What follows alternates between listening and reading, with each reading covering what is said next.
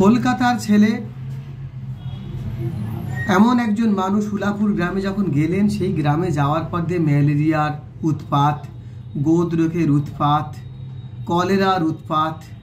সেখানে সন্ধেবেলায় ঝিঁঝি ডাকে, বিজলি নেই। সেখানে হ্যারিকেনের আলোয় কিংবা কেরোসিনের কুপির আলোতে গ্রাম আলোকিত হয়। সেখানে মেঘ বর্ষাতে ঝেঁপে আসে, মেঘ ঝেঁপে বর্ষা আসে, বৃষ্টি বাদল হয়। চারিদিকে ঝিল্লি ঝিঝির রব, মনে হয় যেন এক কোনো অচেনা দৈত্যপুরী। এমন একটা জায়গাতে এসেছেন, জলের মাছকে ডাঙায় তুললে যেই রূপ অবস্থা হয়, আমাদের উলাপুরের পোস্ট মাস্টারের সেই রূপ দশা হলো। রবীন্দ্রনাথ এত সুন্দরভাবে এই অসহ্য পরিস্থিতিটাকে উপস্থাপন করেছেন। সেখানে গিয়ে নাবালিকা রতনকে পরম স্নেহের চোখে দেখে তাকে সাথে নিয়ে জীবন শুরু করেছেন। সেই মেয়েটি রাঁধিয়া বাড়িয়া দেয়, বিনিময়ে চারিটি খাইতে পায়। আর পোস্টমাস্টারকে রতন ডাকে দাদাবাবু বলে। পোস্টমাস্টার তাকে লেখাপড়া শেখানোর জন্য যত্নশীল হয়েছেন। নামতা, ধারাপাত, বর্ণ পরিচয়, বোধোদয় এসব নিয়ে শেখাচ্ছেন। এভাবে তাদের এক নাবালিকা কন্যার আর এক শিক্ষিত সম্ভ্রান্ত যুবকের নতুন ঘরকন্যা, বিপদকালে পাতানো ঘরকন্যা চলতে থাকে। সেই চলতে থাকার মাঝখান থেকে হঠাৎ করে এক সময় তার ভীষণ জ্বর হলো। কিছুদিন চলার পর ভীষণ জ্বর হলো। সেই জ্বরের সময় বদ্যি ডেকে আনলেন, রতন বদ্যি ডেকে আনলো, পথ্যের দায়িত্ব নিল, মাথায় জলপট্টি দিল, মাথায় কোমল হাতের স্পর্শ দিয়ে দিন রাত্রি সেবা করে পোস্টমাস্টারকে যখন সুস্থ করে তুলল, তারপরে পোস্টমাস্টার কাজের থেকে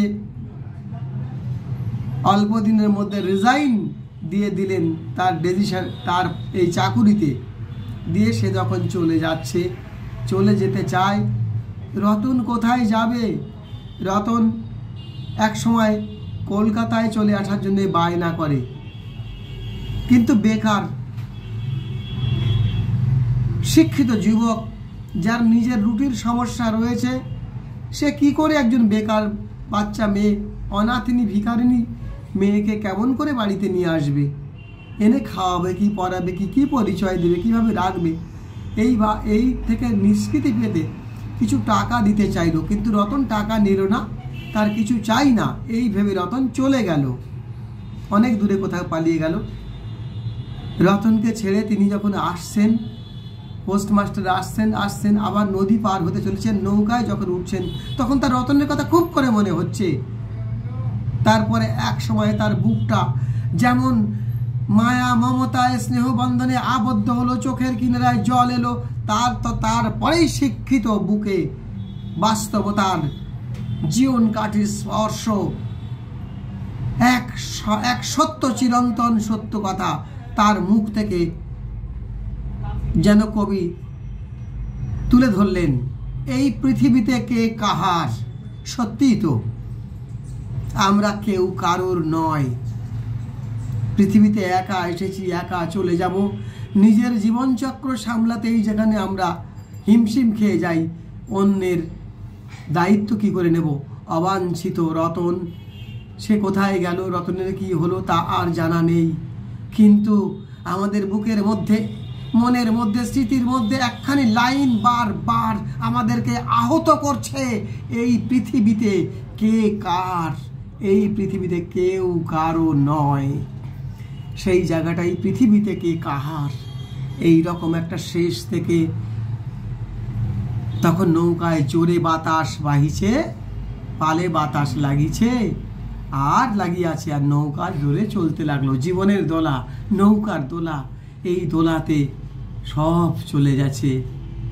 আমরা রতনের খবর আর জানি না, পোস্টমাস্টারের খবর আর জানি না, কিন্তু আশ্চর্যজনকভাবে পৃথিবীর অন্যতম একটা শ্রেষ্ঠ গল্প পোস্টমাস্টার শেষ হয়ে না হইল শেষ। এ সিঙ্গেল ইমপ্রেশন, একটি মাত্র খণ্ডচিত্র, দুইটি মাত্র চরিত্র, তার মাঝখানে জীবনের জিজ্ঞাসা, সমিধ সন্ধান। রবীন্দ্রনাথ পৃথিবীর সর্বশ্রেষ্ঠ ছোট গল্পকারদের মধ্যে অন্যতম শ্রেষ্ঠ গল্পকার। এডগার অ্যালান পো যেমন বলেছেন, মানব জীবনের খণ্ডচিত্রের উপর প্রতিফলিত লেখকের সন্ধানী চোরালণ্ঠনের আলোক ছোট গল্প। রবীন্দ্রনাথও সেই ছোট গল্প লেখার ক্ষেত্রে অসাধারণ পাণ্ডিত্যের পরিচয় দিয়েছেন বিশ্ববন্দিত রবীন্দ্রনাথ।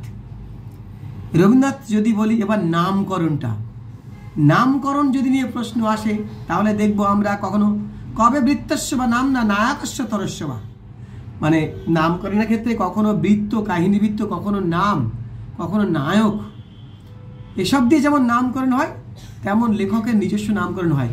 ব্যঞ্জনাধর্মী নামকরণ হয়, ঘটনাধর্মী নামকরণ হয়, অথবা কোনো শিক্ষামূলক নামকরণ দিতে পারেন, রূপক নামকরণ দিতে পারেন। আমরা দেখতে পাচ্ছি যে এখানে একটা লোয়ার মিডিল ক্লাস পোস্টমাস্টার, সেই মানে চাকুরিজীবী লোয়ার মিডিল ক্লাস, যেখানে স্বাদ থাকলেও সাধ্য নেই, এমন একটা শ্রেণী চরিত্রকে তুলে ধরে নামহীন পোস্টমাস্টার চরিত্রটাকে উপস্থাপন করেছেন। সেই পোস্টমাস্টার চরিত্রটি আমাদের কাছে চলে আসলো। তাহলে এখানে একটা কি হয়েছে, এইটা হচ্ছে জীবিকা ধর্মী নামকরণ। পোস্টমাস্টার একটা পোস্ট, তার নামকরণ। রবীন্দ্রনাথ এখানে পোস্টমাস্টার এসেছে ডাকের পিয়নের চিঠির মতো, চিঠির মতো এলো, চিঠি যেমন গেল, ডাক। তো এখানে পোস্টমাস্টার চরিত্রটি এলো আর গেল, সময়ের সাপেক্ষে যেন সব কিছু চলে যায়, সময়ের স্রোতে সব ভেসে যায়, পালে বা জোরে বাতাস লাগে, আবার মনে হয় পৃথিবীতে কে কার। রতনের মতো অবাঞ্ছিত, উপকারী কিন্তু অবাঞ্ছিত সম্পর্কে আবদ্ধ হতে পারে না, এমন একটি সম্পর্ক, তার ভিন্ন পাঠ, ভিন্ন ব্যাখ্যা, ভিন্ন ধরনের রীতিনীতি। আমাদের রবীন্দ্রনাথের ছোট গল্প অসামান্য মর্যাদা পেল। নমস্কার বন্ধুরা, এবার যদি চরিত্র বলতে হয়, দুইটি চরিত্র, রতন আর পোস্টমাস্টার। পোস্টমাস্টার চরিত্র তো বলাই হয়ে গেছে অনেকখানি। রতন চরিত্র, আমাদের দেশে অনেক অসহায় শিশুকন্যা, শিশুপুত্র রয়েছে, তারা কিছু মানুষের ভালোবাসাকে অবলম্বন করে বাঁচতে চেষ্টা করে। আমাদের মধ্যবিত্ত মানসিকতা, আত্মরক্ষা ধর্মী মানসিকতা, আত্মপরিচয়ের ঘূর্ণাবর্তে ঘুরে ফিরে চলা মানসিকতা, সমাজের জুতোচারী সহায়তার অভাব তাদেরকে প্রকৃত পুনর্বাসন, প্রকৃত জগৎটা ফিরিয়ে দিতে পারে না। রতন দাদাবাবুকে আপন করে নিয়েছিল, ভেবেছিল সে তার আশ্রয়, কিন্তু বাতাসকে যেমন মুঠো করে ধরা যায় না, তেমনি কৃত্রিম সম্পর্ক দিয়ে কিছুই আঁকড়ে রাখা যায় না। এ পৃথিবী তাতে লেনা দেনা, শর্ত সাপেক্ষে সম্পর্ক চলে। মাতা পিতা ব্যতিরেক বাইরের সম্পর্ক, সেটা খুবই অস্থির বঙ্গর। এই সম্পর্কের দায়িত্ব সমাজের, সমাজ যেখানে অবগুণ্ঠনবতী, ছায়া ঢাকা পড়েছে, সেখানে মনুষ্যত্ব দিক চক্র বলে হারিয়ে যাচ্ছে মানুষের সকল চাওয়া পাওয়া। এমতো অবস্থায় রতন এক বেনজলে ভেসে আসা অসহায়, ঠাঁইহীন, দিশাহীন, অব্যক্ত অপ্রকাশ্য বেদনার অতলান্ত অর্ণব। ভারতবর্ষে সেই তাদের চোখের জল মুছে দেওয়ার মানুষ একান্ত অভাব। আমাদের দেশের শিক্ষার বিস্তার হোক, আমাদের অর্থনীতির বিস্তার হোক, আগামী প্রজন্ম নিঃসন্দেহে কিছু করতে পারবে, এই চিন্তা থেকে আমরা আজকে টানছি। নমস্কার বন্ধুরা, ভালো থাকবেন।